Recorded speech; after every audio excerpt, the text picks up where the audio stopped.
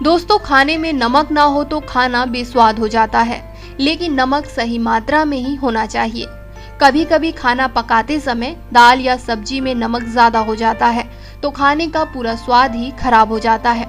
ऐसे में काफी लोग खाना ही छोड़ देते हैं और फिर दूसरी सब्जी बनानी पड़ती है। सब्जी या दाल से ज्यादा नमक को कम करने के लिए मैं आपको कुछ किचन टिप बता रही हूँ। पहला नुस्खा, सब्जी और दाल में नमक ज्यादा हो जाने पर एक उबला हुआ आलू छीलकर उसमें डाल दें और थोड़ा सा पका दें। उसके बाद अगर आप चाहें तो आलू को निकाल भी सकते हैं। इससे आपकी सब्जी का नमक नॉर्मल हो जाएगा। इसके अलावा अगर आपकी सब्जी में नमक बहुत ज्यादा हो गया है तो आटे की एक लोई बनाकर सब्जी में डाल दें। फिर थोड़ी देर के बाद इसे सब्जी से बाहर निकाल लें।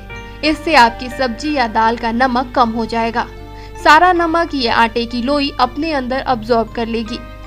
सब्जी या दाल का खारापन दूर करने के लिए आप इसमें थोड़ी सी दही भी डाल सकते हैं। इसके अलावा बेस्ट टिप जो है वो है नींबू। अगर आपके दाल में नमक ज्यादा हो गया है तो उसमें नींबू का रस डाल दीजिए। इससे भी कुछ हद तक खारापन कम हो जाता है।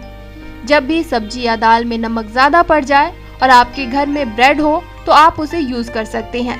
आपको करना क्या है, आप सब्जी या दाल में 2 या 3 टुकड़े ब्रेड के डाल दें। ब्रेड अपने अंदर एक्स्ट्रा नमक को अब्सॉर्ब कर लेगा। थोड़ी देर के बाद आप ब्रेड के टुकड़े को सब्जी से निकाल दें। इससे सब्जी का नमक कम हो जाएगा। तो दोस्तों, अगर सब्जी या दाल में नमक ज़्यादा डल जाए तो आप भी ये ट्रिक अप्लाई कर सकते हैं। इसी तरह और भी हेल्दी और ब्यूटी टिप्स के लिए सब्सक्राइब करें।